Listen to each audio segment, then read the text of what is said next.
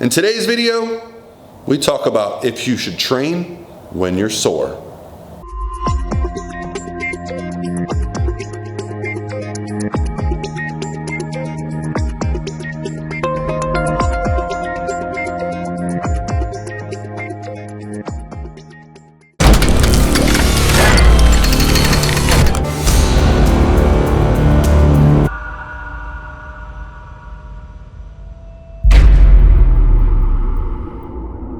What's going on, guys? This is Paul from ProPhysique.com coming to you on Wednesday with another topic. And if you remember my video from last week where I discuss a beginner's guide to training or how to train for beginners, I mentioned that I was going to write a program, a free program for beginners.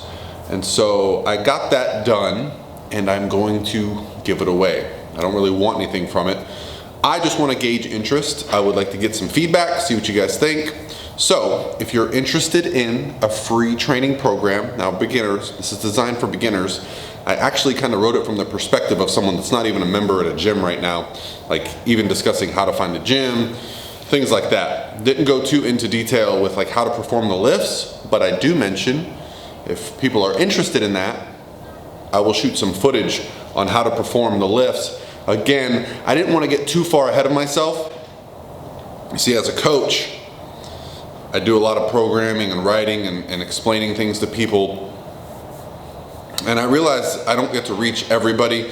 And so what I'm trying to do here is write some more things that I can reach a more broad spectrum. So again, if this is well received, if people enjoy it, if I get feedback, it'll probably get me to do more content towards this type of project. So again, if you're interested in a free training program, all I want you to do is use this email link right here, training@prophysique.com. I'm just gonna send you the program. And all I ask is that if you like it, let me know. If you don't like it, let me know. If you want more, let me know. It's only a 4-week program, so it's kind of like an introductory thing. And you know, I was gonna write the whole thing out like kind of like a 12-week program, but I realized I don't want to get too far ahead of myself. If 3 people ask me for this program, I'm probably not gonna do more free stuff like that. However, if I get a good amount of people interested in the program, I'll definitely keep the process going, and I may even do some video work specific to these programs. So, thank you guys for that. Please let me know if you enjoy it. Again, that's training@prophysique.com. Also, just wanted to mention, if you're interested in any supplements, as always, you can go to corenutritionals.com and use my discount code PaulR20 on the screen here. Get 20% all your supplements that you use, and we all know that Core is the best. All right, guys, so let's get to the topic of the day. And the topic of the day is, should you train when your muscles are sore? The reason I like this question is because I get it from clients quite frequently. Hey Paul, I'm sore, should I go in the gym? And it's also something that in the past I would often think about or avoid. And it's a valid question. Like, what is a sore muscle? What does being sore indicate? So let's talk about a couple situations where I think it's okay to go in the gym and train when you're sore, and some situations where I think you should avoid training when sore. So when I think you should avoid training when you're overly sore, and when I'm talking about sore, I'm talking about, you know, very tender to the touch muscle soreness, is early on in your lifting career. So when you haven't adapted to the training stimulus that well, when your training frequency is 0 and you start a program, and you're training a program is say once a week for most body parts, and you find that you're sore for 2, 3, 4, 5 days afterwards. For beginners and in this phase, I don't really feel like there's a huge benefit to training when sore. Now there may be some specific times when there is a benefit, but for the general rule of thumb, when you're starting out, if your muscles are sore, there's really not a lot of benefit to training again, because you're going to adapt so quickly that your frequency does not need to be higher, right? Also, when you train with a sore muscle or sore muscle groups, What's going to happen a lot of times is there's going to be a little bit of stiffness. You can get into some bad movement patterns trying to avoid where the pain is, right?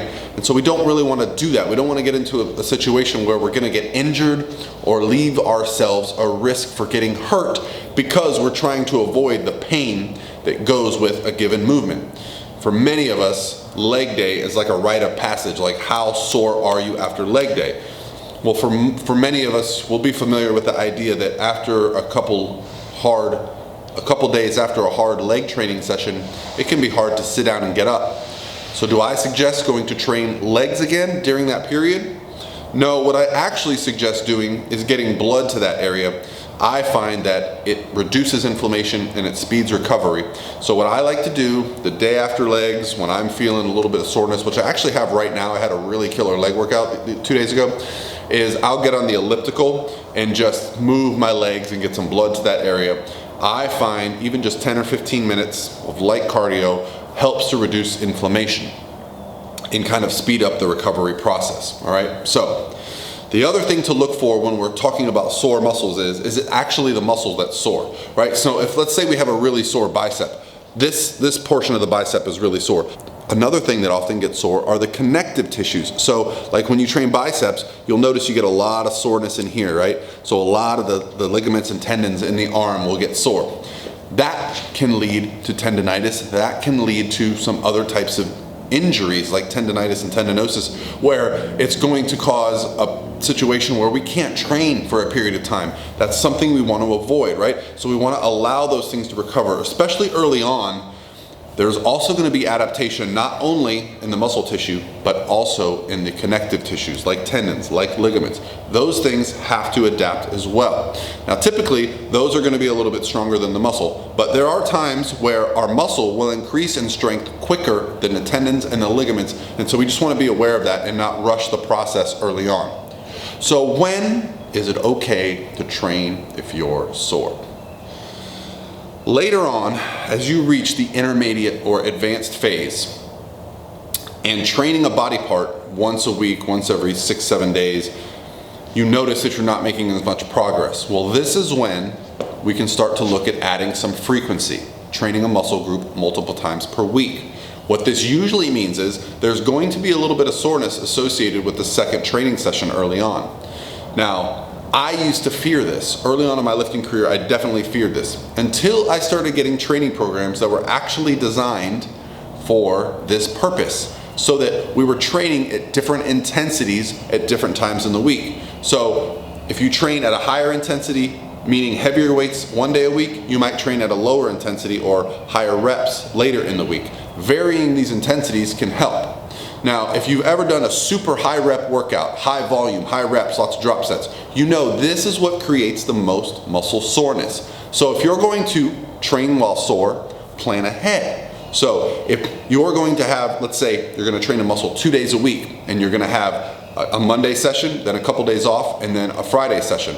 Whichever session you're going to have the longest break after, make that the one that's going to cause the most muscle damage. That way you're recovered for the next workout. It wouldn't make a lot of sense to do the workout that causes the most damage and then have another session right after, all right? So we can get into more discussions on what those type of rep ranges are and how we can build those programs. But for now, just understand that space out your workouts when you're creating more frequency so that you have a little bit less soreness. Now, what happens when we train when we're sore? Well, basically, the body learns that it needs to recover quicker, and it does. It gets better at recovery. It adapts to that stimulus as well. So although you might find you're initially very sore when you trained at a higher frequency, your body will adapt to that and you will get better at recovery. And this is very cool. To the point, some people on this have heard of Smolov. Have you heard of Smolov? It's a very freaky squat program, especially if you're not a high volume squatter by nature. When I first tried Smolov, I was already squatting 3 days a week, 2 days a week. I was using powerlifting programs, and it was even still very intense for me. The workouts took me 2 to 3 hours just to squat. It's very intense, but you build up some adaptations very quickly for this reason. You're initially very sore, and you go into the gym and you train when you feel like you can't move. Now, what does this do? Well, it causes your body to adapt, but it teaches you that you can have some very good training sessions when you feel like you're not in a good place. Sometimes the way you feel is a lie. And I know we always say, it's very common to hear someone say, listen to your body, listen to your body. But there comes a point when you get to an advanced stage where listening to your body is not necessarily going to be the best thing for you, especially if you have a goal, especially if you're a high-level performer. You're going to have to get in and train when you're not comfortable. And I can tell you from experience, from doing these squat programs, from Smolov and daily undulating periodization, there were times that I went into the gym and I thought, dear Lord, how am I going to squat 90% of my 1 rep max for sets of 2 when I can barely even walk into the gym? But by the time I got warmed up and got to my work sets, I actually performed better than I had the week before, even though I was more sore. So there is definitely some advantages to learning how to train when sore. But again, it comes down to very much individual preferences, where you're at with your training program and what your goals are. So my advice for beginners, initially, as long as you're making progress with lower frequency, don't necessarily train when you're sore. Give yourself time to recover. As you get to the intermediate or advanced phase, that's when you can start looking at programs which have a little bit of higher frequency, and you might be training the next time with a little bit of soreness, because there's only a few variables we can change when it comes to training. Total training volume is going to be the most dominant factor in how we progress. And so eventually, you're not going to be able to get all the training volume you need to progress in 1 day per week. You're going to have to break up the frequency to multiple days per week. So that's where training while sore comes into play. Thank you guys. Hope you enjoyed the video. Again, training at prophysique.com for my free beginners program. Again, this is just my first time trying this out, so I'm looking forward to getting feedback from you guys. I really appreciate it. I hope you guys have a great Wednesday. I got arms today, which don't usually do an arm. I'm trying a new program here, and I'm actually just going in today to do an arms, but tomorrow I get to deadlift. So you guys have an awesome session, whatever it is you're doing today, and I'll talk to you tomorrow.